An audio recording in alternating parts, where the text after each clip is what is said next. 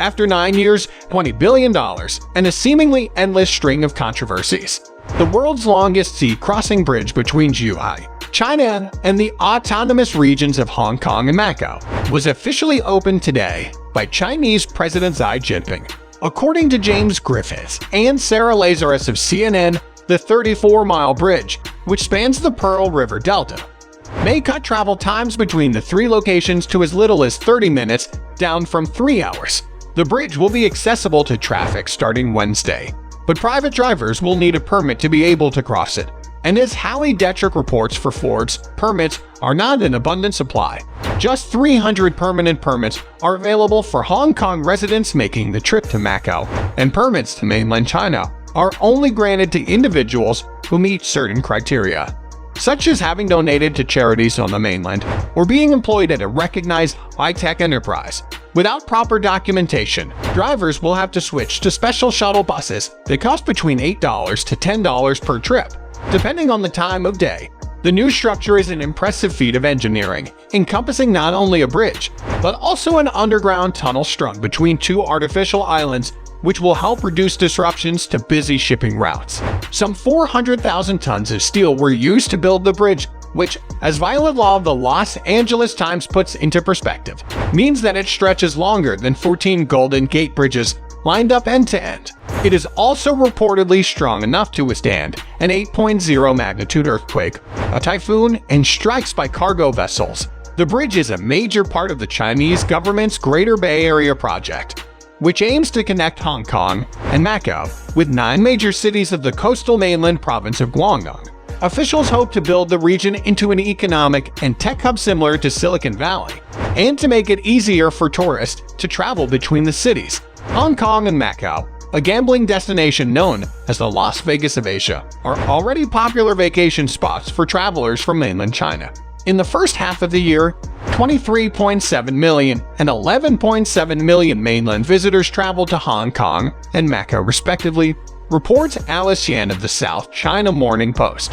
But there are fears the bridge will be used as a political tool in China's efforts to tighten its grip on Hong Kong. A former British colony, Hong Kong reverted to Chinese control in 1970s, but it was granted semi-autonomous status. Though Beijing denies the charges, there's concern that the Chinese government intends to curtail Hong Kong's independence. Links Hong Kong to China almost like an umbilical cord. Claudia Mo, a lawmaker who supports greater democracy in Hong Kong, told CNN Lazarus in May, "You see it, and you know you're linked up to the motherland." From the start, the ambitious project has been mired in several controversies. 7 people died while building the bridge, and another 275 were injured, according to Griffiths and Lazarus. Over the past year, 6 subcontractors have been fined for endangering workers' safety.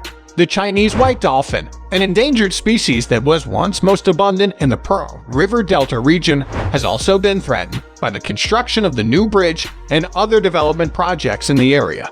According to law of the Los Angeles Times, the constant burr of jackhammering and welding is pushing the animals away and destroying their habitat. A government report revealed that only 47 dolphins were seen in Hong Kong waters between April 2017 and March 2018, down from 80 in 2012. In response to environmentalist concerns, the Hong Kong government established protected marine parks for the dolphins and other aquatic animals. But Heyman Mack of the Hong Kong Dolphin Conservation Society tells law that officials set up the conservation zones only after construction has begun. That's too late. Hong Kong taxpayers were also on the hook to cover 60% of the cost to build the bridge. I don't think people are too excited about it. It's been dragged on for so long, and it's so expensive, and there are already means of going to the western side of the Pearl River Delta. Mi Kam-en-ji, a professor of geography at the Chinese University in Hong Kong, tells The Guardian's Lily Kuo. And while there may be mainland interest in a speedier trip to Hong Kong and Macau, a new poll released today by Hong Kong's Lingnan University and Sun Yat-sen University in Guangzhou reveals Hong Kong residents appear to have a much more muted interest in traversing the Greater Bay Area.